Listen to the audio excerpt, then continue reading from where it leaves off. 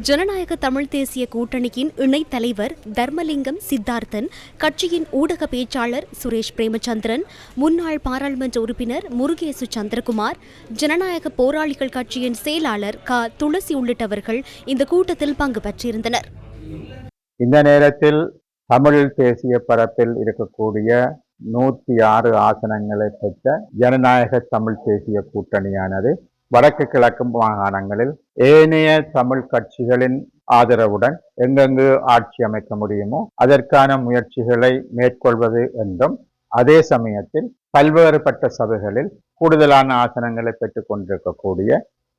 ஏனைய தமிழ் கட்சிகள், அகில இலங்கை தமிழ் காங்கிரஸாக இருக்கலாம், தமிழரசு கட்சியாக இருக்கலாம், அவர்களுக்கான ஆதரவை வழங்க இருப்பதாகவும் நாங்கள் தீர்மானித்திருக்கின்றோம். ஆகவே ஒட்டுமொத்தமாக வடக்கு கிழக்கில் மிக பெருமளவிலான வாக்குகளையும் ஆசனங்களையும் கொண்டிருக்கக்கூடிய தமிழரசு கட்சி,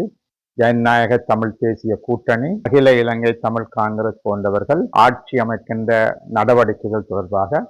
நாங்கள் சாதகமாக பரிசீலிப்போம் என்பதுடன், பல சபைகளில் நாங்கள் ஆட்சி அமைப்பதற்கான சூழ்நிலைகள் ஜனநாயக தமிழ் தேசிய கூட்டணிக்கு இருக்கிறது என்ற அடிப்படையில் அந்த விடயங்களிலும் நாங்கள் ஏனையோருடன் பேசி அவை தொடர்பாகவும் நாங்கள் முடிவுகள் எடுப்பதாக தீர்மானிக்கிறோம்.